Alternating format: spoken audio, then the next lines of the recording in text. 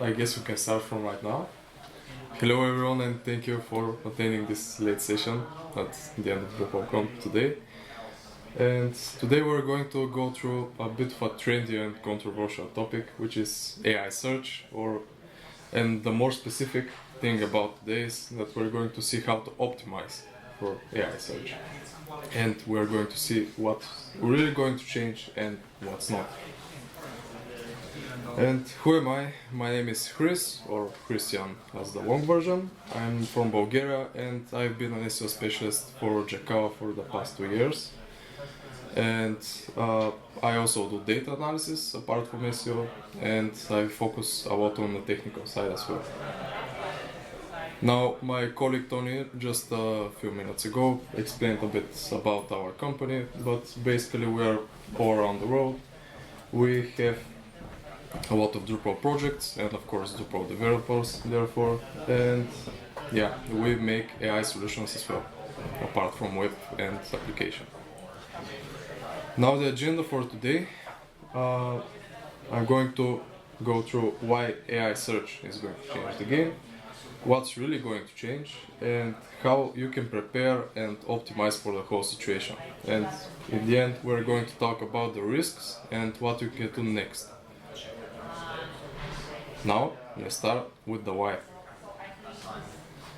You may have noticed that for the past 7 to 8 years, the way of searching has changed a bit. Basically, we have transitioned from going around the search bar and scrolling through the blue links to maybe going on TikTok or on YouTube to search for a tutorial or a favorite travel guide video.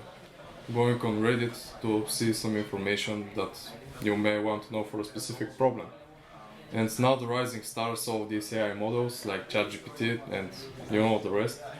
And now the new AI overviews and AI mode. But what these all have in common is that they are platforms, and if you're not on them, you're going to get left out and you're going to disappear from the web entirely, of course. Now, what is AI search? You have noticed that for the past few months we have something a bit new.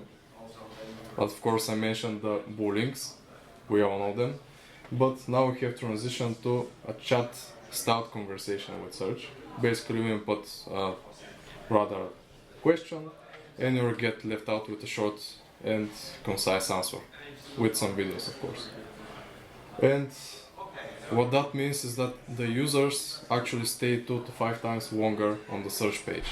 And you already know that most of you, if you're getting your answer from the AI overviews, you wouldn't get to the websites below. Therefore, they get left out.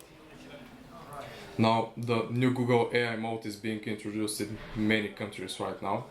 Now, for the time being, we have it in US, UK and India. But with the time going on, we're going to have it all around the world. And now we're actually going to see what's going to change. And I'm going to talk a little bit what AI mode is exactly. It's something like Google AI overviews, but on a really big scale. Let's imagine you have Google Gemini in your search and you give it a query and you're left out with a very thorough answer. Of course, you know, an answer from ChatGPT or Gemini. This is basically it, but specific for your search. And what's interesting here is that it gets specific to you, it gets personalized, and let's imagine that your site tries to rank in this. You're going to left out if you're not in this search query. Now, some real data about all of these things, about AI, is that about 60% of the AI searches, or in general the searches in Google, they don't even get out to the bottom of the blue links, and specifically to the blue links at all. Now, Google CEO even mentioned that the rise of AI answers is by 20%, and more people, you already know that they are flocking to the AI tools. And that can scare you. SEO is dead. Structured data doesn't matter, and no one clicks on my site. I mean, at this point, most people would probably think, why would I even need a site when people are not clicking and they just get the information on the top of Google? Well, let's do something that every actionable SEO does on a daily basis and just chill for a second and see the information from afar. And we will just chill and see that SEO isn't dead. It's just shifting to another direction. Of course, you already know that before we were trying to rank on the top page of Google, on the first position, most people were obsessing over optimizing meta descriptions, optimizing keywords, doing link building. You all know that spammy things in LinkedIn. But AI models are looking at this in a bit of a different direction, and they're actually sticking to the core fundamentals of SEO, which are still relevant until today, and they have been around for forever. Basically, you have to start with having a good heading structure. You also must have schema markup specific to your page. The internal linking of your site has to be top-notch, because AI must not get lost. It's like a user, but it's going around your site and searching for information. Your content must be citable. It has to be concise and giving out information in a good way. And you have to remember that you must be felt as the authority in search. Like, apart from users feeling that you are a good provider of information, AI must feel it as well. Now let's see how we can prepare and optimize. You all know what SEO is, search engine optimization. It was just the start, but when machine learning was introduced, we got AEO, or answer engine optimization, and content basically got answerable. Basically, when Google rich snippets were introduced and all of these like short descriptions or summaries appeared above in the search, this was around the time when AEO was introduced. But now we have transitioned to GEO, or Generative Engine Optimization, which basically focuses on making your content AI ready. And how to actually optimize your content, you may ask? Well, imagine that your content is a puzzle and you have to put the pieces together. We can start with breaking your page into few blocks, about 150 to 300 words, and you must remember to write in a human style your content, because we all know that AI can generate anything, but it's also searching for original content. And in the original content you have to remember to put question-based headings, and for that matter FAQ sections as well, because AI bots in general, what they do is they search for information, and when it's indicated, for example with a question-based heading, that you have a good information on your site, they're getting it. Do not miss so the wrap-up of the event the next thing is actually, as I mentioned earlier, having a strong internal structure, and your brand needs to be harmonized apart from being posted on some few other sites, like as a blog post or something like that. You have to remember to be on social media as well. It's really important. Now the technical side is a bit different. We will start with introducing something new. You may have heard about it, you may have not. You know what robots.txt is, but something recently introduced is LLMs.txt. Now a lot of people think that it's controversial, that it's useless right now to have, but a lot of platforms have reported that in the next 6 to 7 months it's really going to be important, on the note that you're basically guiding all these AI bots and you're allowing them and letting them know that your site needs to be crawled by them. Now the next thing is, I mentioned earlier as well, having a specific schema for your site. And the important thing here is that it has to be served in plain HTML and before all of that JavaScript that you have in the page source. Another important thing that's always been important, to prioritize core web vitals and basically make your site fast as possible, because AI crawlers tend to skip heavy pages. And yeah, basically your schema markup needs to be specific for a page. It's really important because it's like the summary that the AI bot needs. Now let's see how the focus is shifting from what we have had before to some AI metrics, or someday they're going to turn into KPIs when the analytics is better.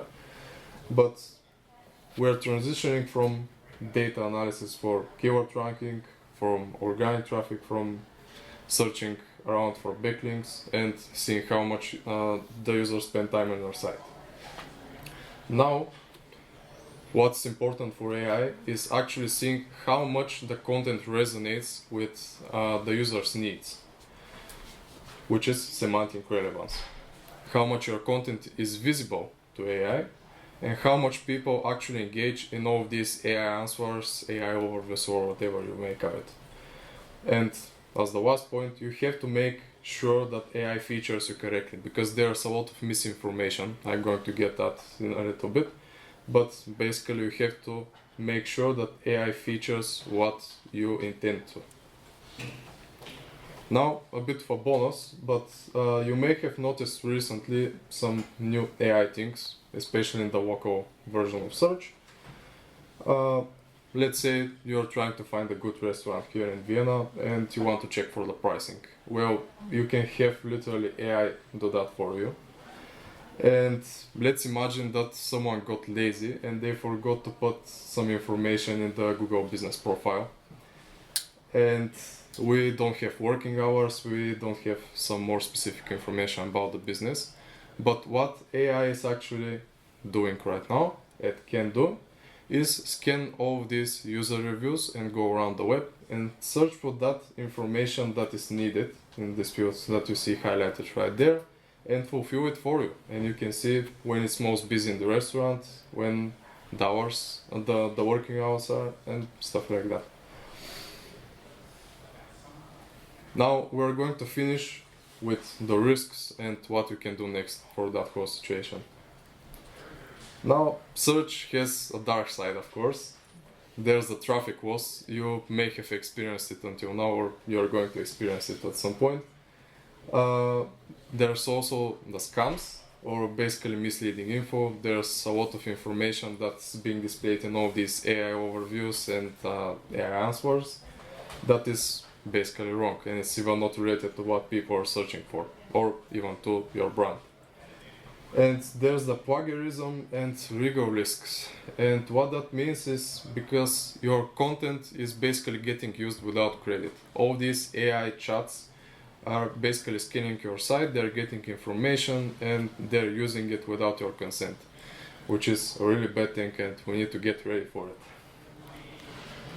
Now, with all of this negativity, and with the traffic decrease, with the click-through rate decrease, there's actually an upside, because there's the dwell time increasing, or basically you are having, instead of a lot of traffic, it's basically AI is like a filter, and you're getting the most valuable traffic that is out there.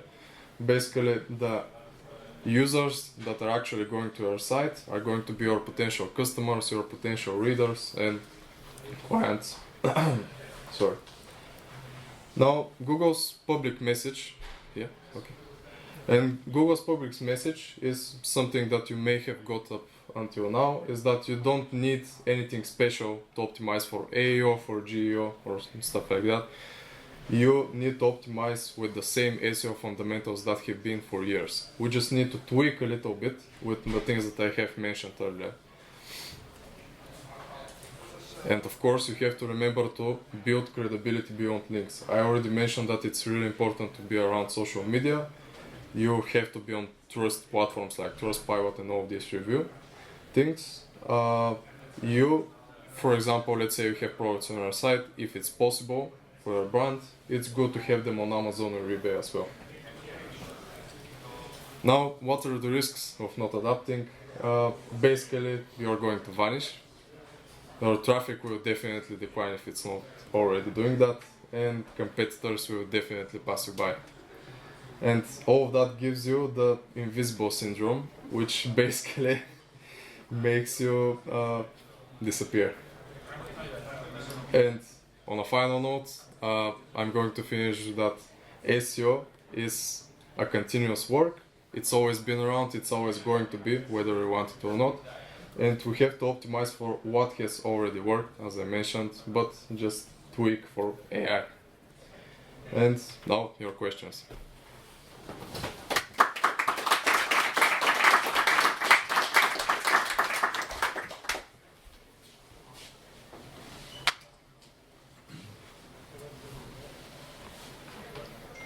Do we have a way to track how many times my website referenced in, or to monitor the AI visibility, like Google Analytics? We see how.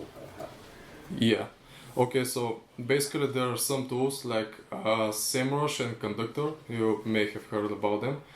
But what I noticed, because we had a partial communication with Conductor as well, they're only doing predictions for right now because there's no real user data for the time being. Basically, what all of these analytics tools are doing for the moment is they're getting, let's say, summary of what all of the prompts are saying, and they're getting you an estimate. And let's say that I'm hoping at least in the next 1 to 2 years for us to get some real analytics that will actually present all these KPIs, and you can learn more about how much you're getting from AI.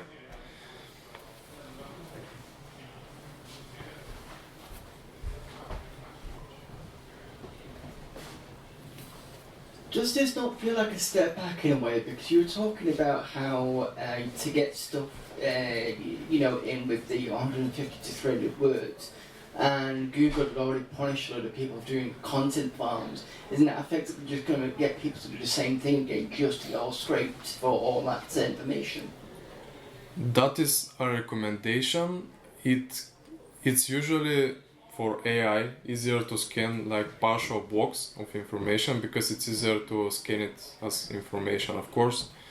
And of course, yeah, that can lead to the same optimization for a lot of people. But when we get those analytics that I mentioned in the future from all of these tools, we can tweak, and there's of course going to be new information by Google how to optimize for everything. But yeah, we have to space it in blocks.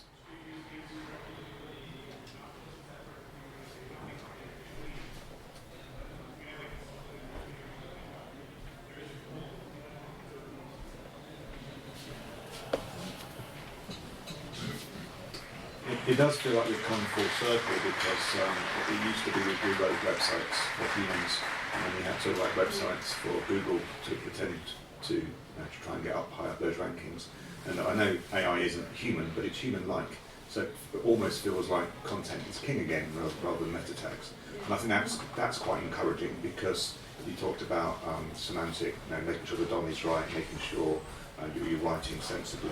So it does feel like we should now be concentrating on content so that the SEO is good, and the visitors you do get, even if they're reduced, come with intent. They're quality visitors. I guess there's no question in there, but I don't think it's as horrible a future as some are making out. Exactly, and I hope so too. Let's see.